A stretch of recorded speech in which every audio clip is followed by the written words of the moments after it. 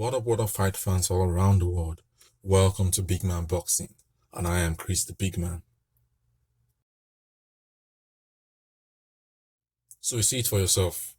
I don't need to repeat what is written there. Lennox Lewis has really pissed off Joshua because this is not a slip of the tongue. This is something that's been on his mind for so long, and he's expressing his opinion. And this image you're seeing in front of you is from Joshua's IG account, his IG stories, further emphasizing what he feels about Lennox Lewis. And a video interview took place that I watched today, an interview with Spencer Fearon, former super middleweight boxer. It was an IFL interview. And Spencer Fearon said a lot of things, revealed a lot of things that many people might not have known about in the relationship between Lennox Lewis and Anthony Joshua. Some of what he said was right. Some of what he said is very debatable. One thing I can agree with him for sure, and it is that Anthony Joshua and Lennox Lewis need to make peace with each other at some point. At some point, they need to make peace. You can't continue to fight. You can't continue to hold grudge or enmity against someone, whether because the person, man like Anthony Joshua, refused to sign to your management team or promotion team, or whether it's because you've been saying so much shit about Joshua for so long, and now he's frustrated and he spoke his mind. Either way, they need to make peace with each other at some point. But I want to counter some of the points that were brought up by Spencer Fearon. We all know that Lennox Lewis is not a clown. That's not his profession. Doesn't act like a clown. He's not a funny guy. Doesn't make a fool of himself. Sometimes. I have some exclusive on that. As you can see, it's the former heavyweight champion of the world, former undisputed heavyweight champion of the world. And that's a fact. One of the most successful heavyweights in the history of boxing, one of the greatest. There's no doubt in that. But bringing up, and I'm talking of Spencer Fearon, bringing up the fact that Lennox Lewis was asked to carry one of the pole in the burial ceremony of Muhammad Ali has nothing to do with what Joshua is saying at all. Has nothing to do with what Joshua is saying at all. Even the greatest human being on earth, which I know is not Lennox Lewis, the most perfect person in this world, can be a clown sometimes.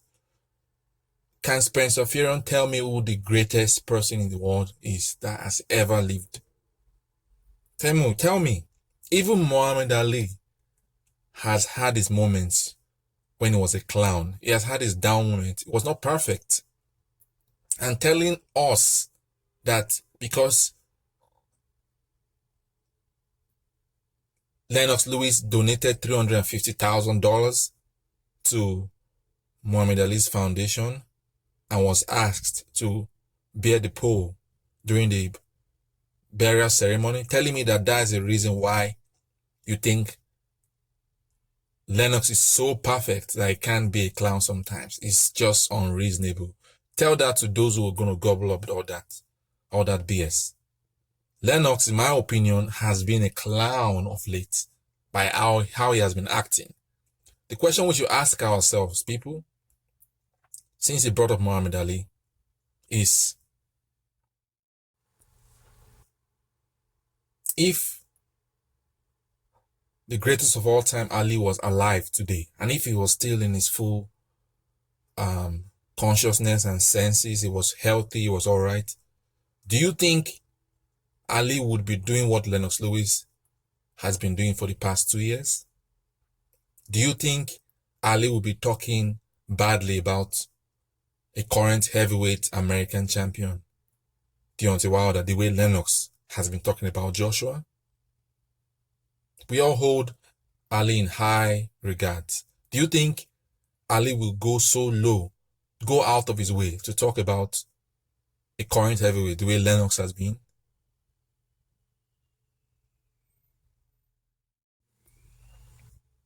The answer is no.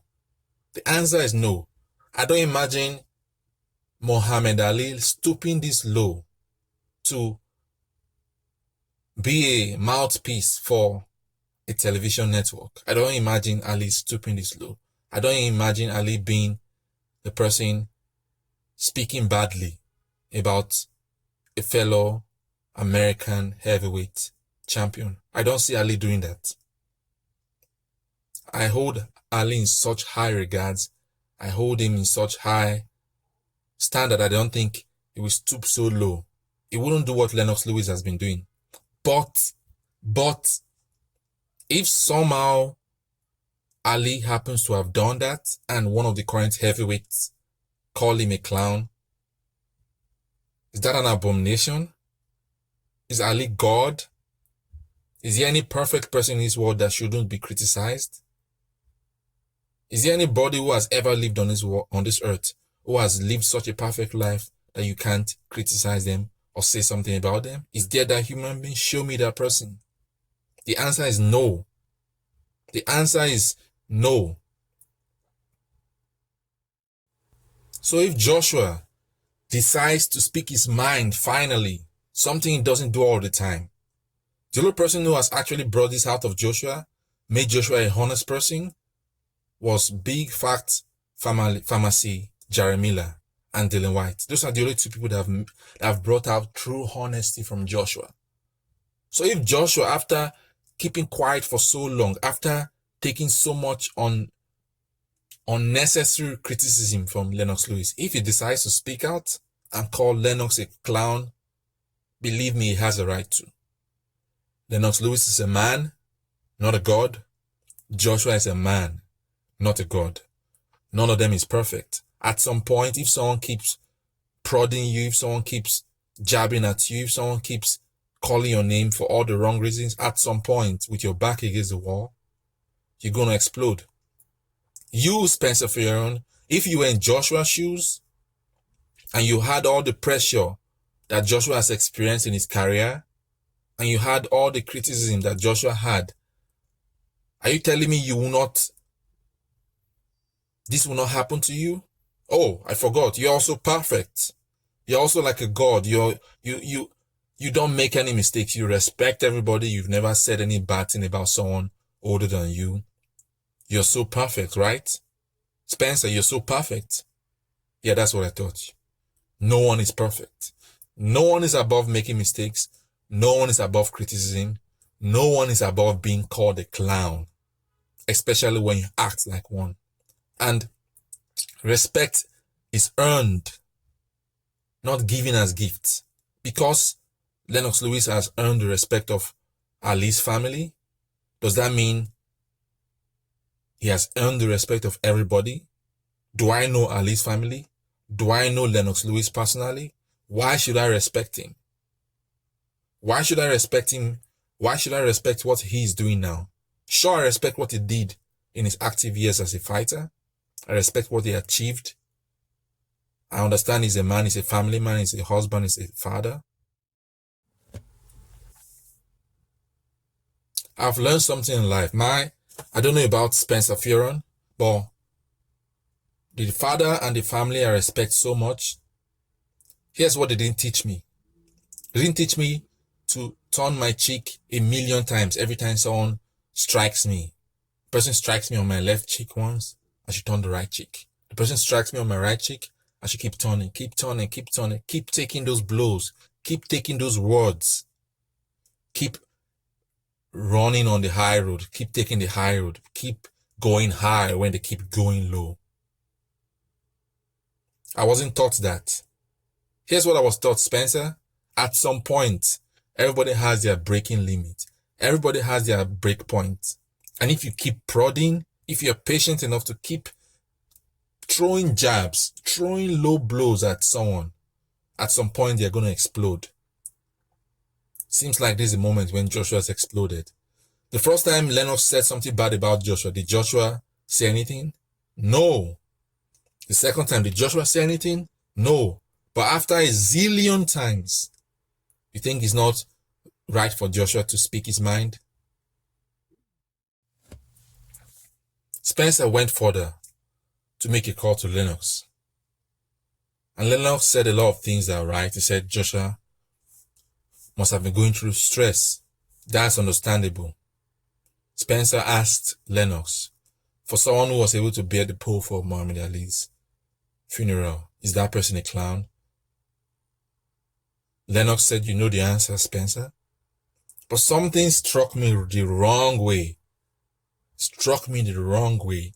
The arrogance that is within Lennox Lewis is unbelievable. He said he accepts the apology in advance from Anthony Joshua.